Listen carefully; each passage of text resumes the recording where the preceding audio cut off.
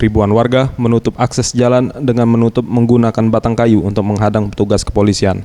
Bahkan warga pun membuat barisan untuk menghadang petugas yang mengawal pihak Badan Pertanahan Negara atau BPN untuk melakukan pengukuran lahan atas laporan kasus sengketa lahan dengan terlapor Haji Alim. Warga dan petugas kepolisian pun nyaris bentrok lantaran saling adu argumen mengenai kebenaran untuk pengukuran lahan seluas 405 hektar dengan jumlah penduduk 5.000 kepala keluarga dari dua kelurahan, yakni Kelurahan Sri Mulia dan Sukamulya, Kecamatan Sematang Porang.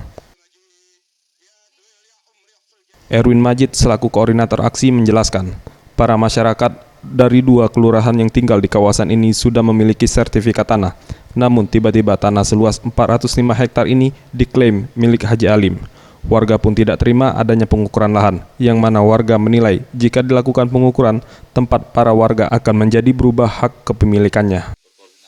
Yang dicekatnya ini dua kelurahan, satu kecamatan, Kelurahan Sri Mulia dan Sukamulya.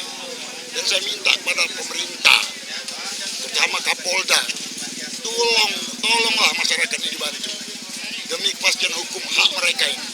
Kalau memang masyarakat nggak punya surat, kita ambil tindakan tegas.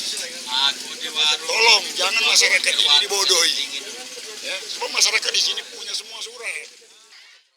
Kapolresta Palembang Kombes Pol Wahyu Bintono Haribawono menjelaskan, meskipun sudah berulang kali melakukan negosiasi kepada warga, pihak BPN yang dikawal ratusan petugas kepolisian memilih mundur dan menunda melakukan pengukuran lahan.